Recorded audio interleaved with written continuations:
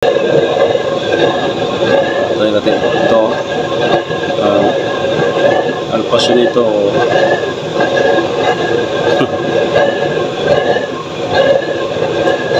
Malakas, no? Hindi lang siya makita kasi blue na blue siya eh.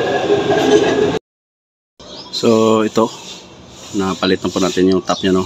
Yung may butas dito, 16 na piraso. So yung butas nito lahat ay 16 plus 16, 32 plus 8, 40. 40 plus 16 is 56 holes po ito lahat. 56 holes. So ilagay ko na lang doon.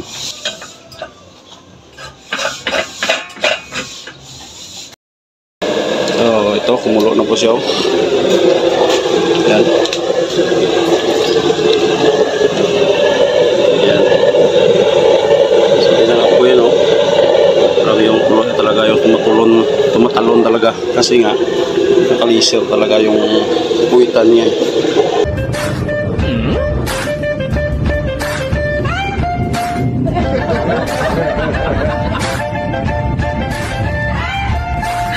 Please subscribe naman guys, maawa kayo sa monkey.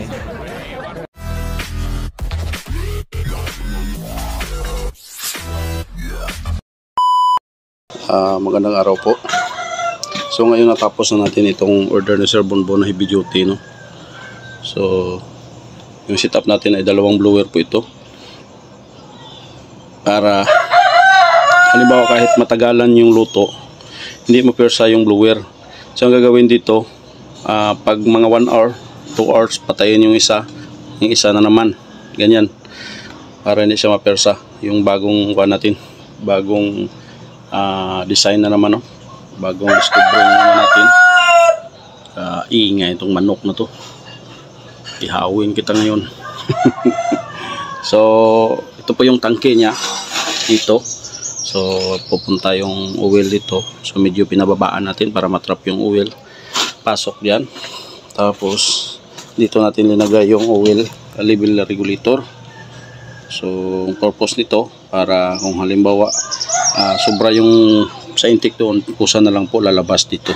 So sasahuran na lang po ng lata o ano po yung pwede isahod. Pwede natin ibalik yan doon. So ngayon, sinit up natin ito. Tuktugao ka na naman para leak spire natin para sigurado na wala tayong leak spire. At i-deliver natin o pick upin na lang ito ni Sir Bonbon. So ito, ikuha natin ito. Test natin ulit. So ito, ipa-apoy na po natin, set up na po natin. So una, lalagyan natin yan ng papel tapos krudo bago natin ilagay yung oil dito. So sige, pasensyahan nyo na yung maingay na manok. Ihawin natin yan.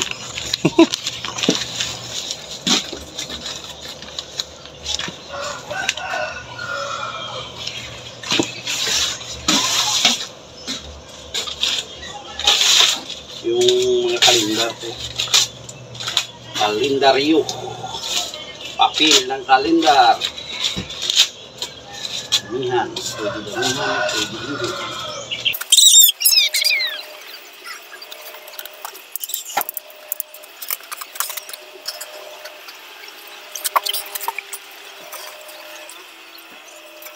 Iuna natin tong blower, isa muna.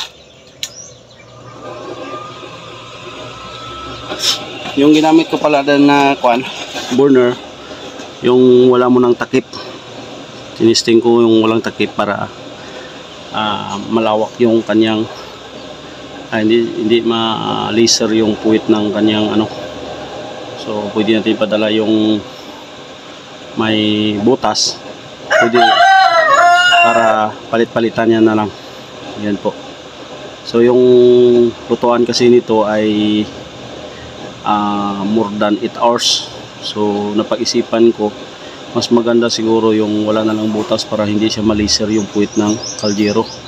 Para doon na lang sa gilid magkuha na lang po yung natin yung apoy. So ayan, dalawahin na natin to para madali siyang kuan yung mainit yung chamber.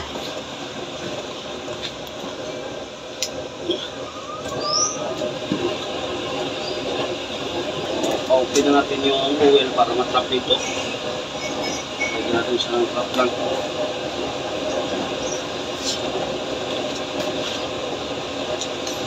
Ganda din na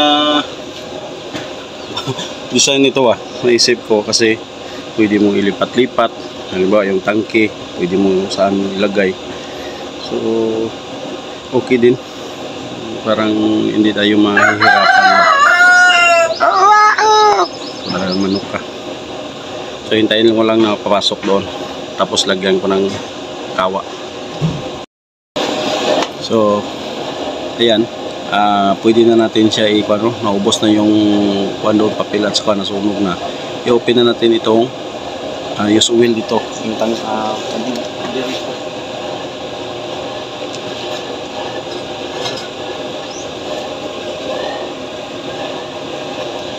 so yan lang muna yung patak niya para hindi mabigla, kasi kung mabigla doon mamatay.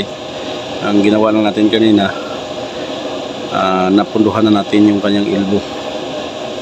So yan, so ilagay na natin yung kawa natin, lagay na tubig.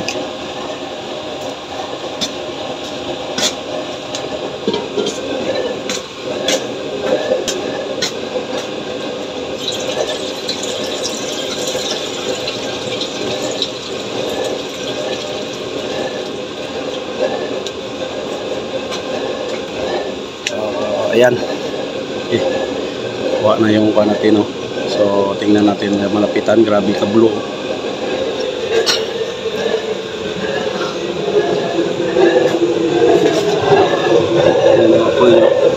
Grabe kablo, no? Pasyon dito, bigyan din ng papel. Papel.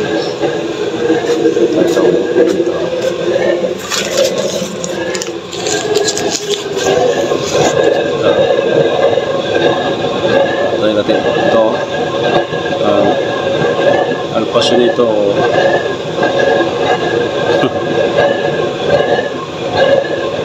So malakas, no? Hindi lang siya makita kasi blue na blue siya blue na blue. Uy, okay, sika pala yung papel ko.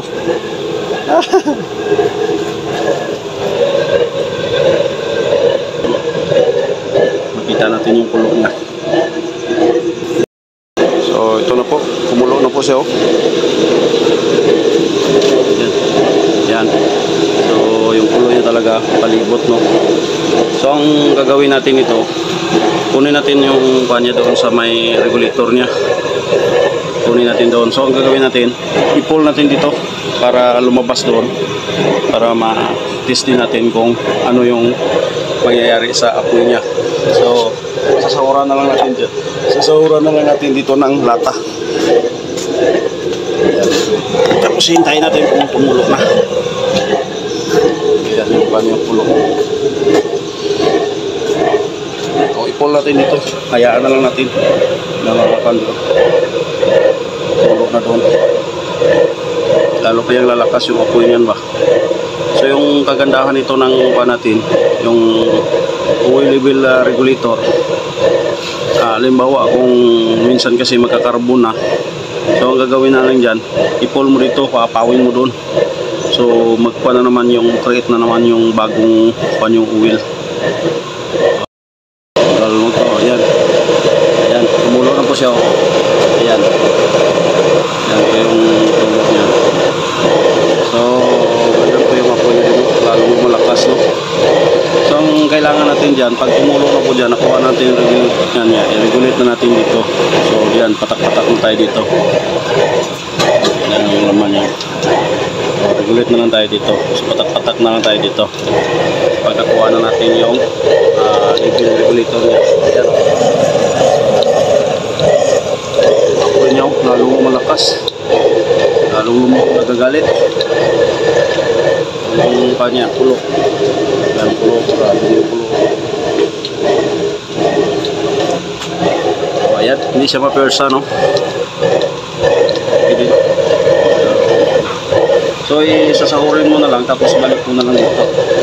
Kung gusto mo. Yan. So, ito, try natin ilagay ito. Para makita rin natin. Lalong magalit yung apoy nyo. Gusto maraming oil, no? Try natin. So, ito. Napalit na po natin yung top nya, no? Yung may butas dito. 16 na piraso. So, yung butas nito lahat ay 16 plus 16, 32 plus 8, 40. 40 plus 16 is 56 holes po ito lahat. 56 holes. So, ilagay ko na lang doon. Balik ko. Lagyan ko, ilagay ko na doon yung may butas. Ito. Para makita din natin.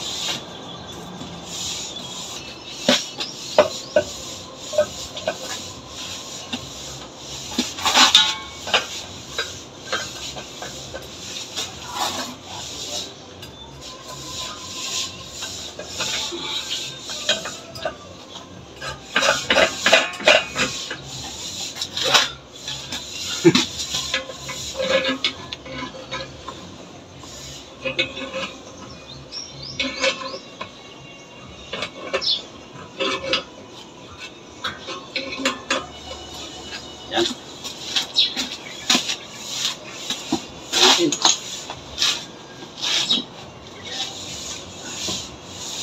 Natin yung blower.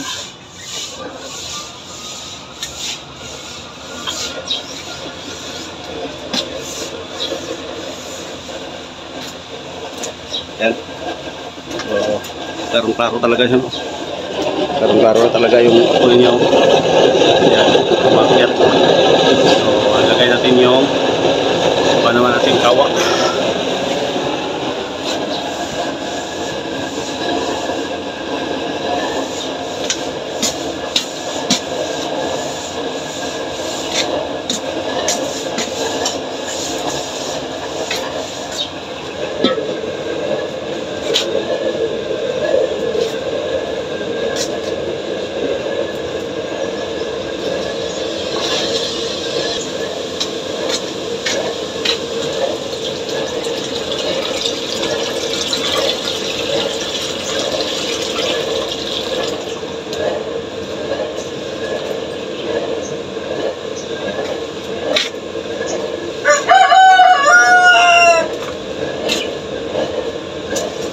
Tayo na lang natin sa kumulo.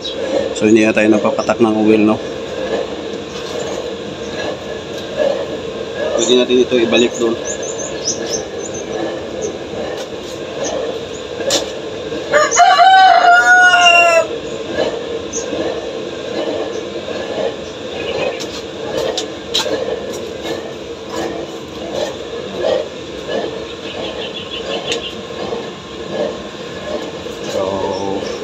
Okay siya, no? Kung halimbawa makakuan siya, pwede mo lang siya ibalik yung oil doon sa may intake nya.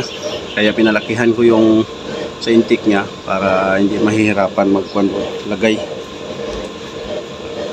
Ayan. So hintayin na lang natin siya magkulo. So ito, kumulo na po siya. Ayan. Ayan. So ito na po yun, no?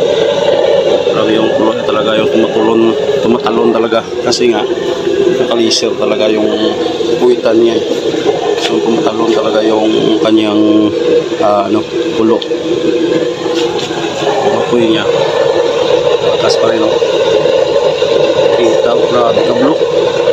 So hindi na tayo nagpa-tulo kasi marami pa siyang oil kanina. So hindi na natin nilagyan ng oil para paubos na lang natin yung oil niya para so ito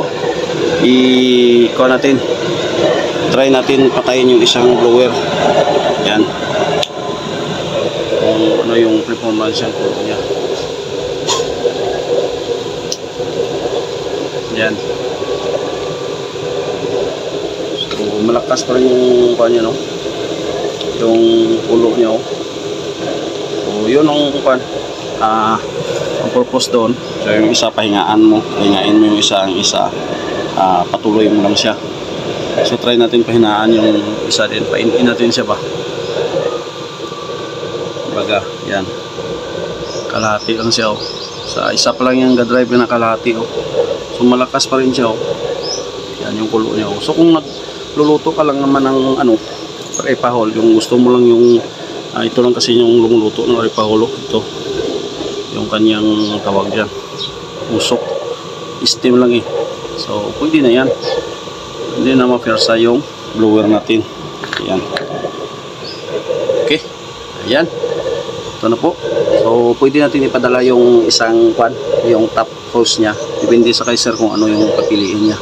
Pero kung sa akin, mas maganda doon kasi hindi ma-persa yung puwit ng kaldero, kasi kung ganyan, so 8 hours okay lang yun. Ito ganito, kuti-kutin mo lang itong kaldero kawa para hindi siya masyadong ma-pressure yung puwit ng kaldero. So ayan, thank you po. Sa hindi pa po nakapag-subscribe, please subscribe naman at i-click yung notification bell para updated kayo palagi sa ating mga bagong mga video. Yan, thank you. So dadalhin na nila, no? Kunin na nila ni sir yung unit na ito. So maraming salamat sir sa pag-order. So ito i-repair pa natin itong kuha nila, yung isa nila na unit. Yes, sir. O shout out. Shout out sa mga customer mga arepahol amigo. Ay wala. I know is not enough.